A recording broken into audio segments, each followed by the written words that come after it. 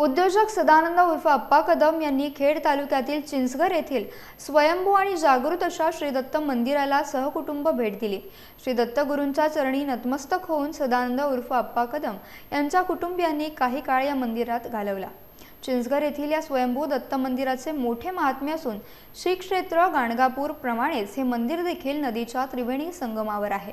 मंदिराच्या परिसरात केवड्याचे बन असून राज्यभरातून अनेक लोक या ठिकाणी दत्तगुरूंच्या चरणी नतमस्तक होण्यासाठी आणि आपल्या मनोकामना पूर्ण करण्यासाठी येतात।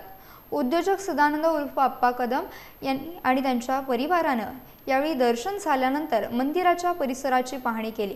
तेथील मनाला आत्मशांती देणारे शांत आणि भक्तिमय वातावरण तसेच केवड्याचे बन आणि गोशाळेची पाहणी केली। चिंचघरमधील हे मंदिर खेडच्या आध्यात्मिक वैभवात भर टाकत असून हे मोठे आध्यात्मिक पर्यटन क्षेत्र म्हणून महाराष्ट्रात लोकप्रिय होईल अशी अपेक्षा सदानंद उर्फ अप्पा कदम यांनी व्यक्त केली। यावेळी सदानंद उर्फ अप्पा कदम यांच्या पत्नी स्वाती कदम, माजी आमदार संजय कदम, मंगेश कदम, दिलीप कदम यांसह अन्य जण उपस्थित होते। यावेळी श्री दत्त मंदिराच्या वतीने सतीश उर्फ दादा कदम यांनी त्यांचे स्वागत केले।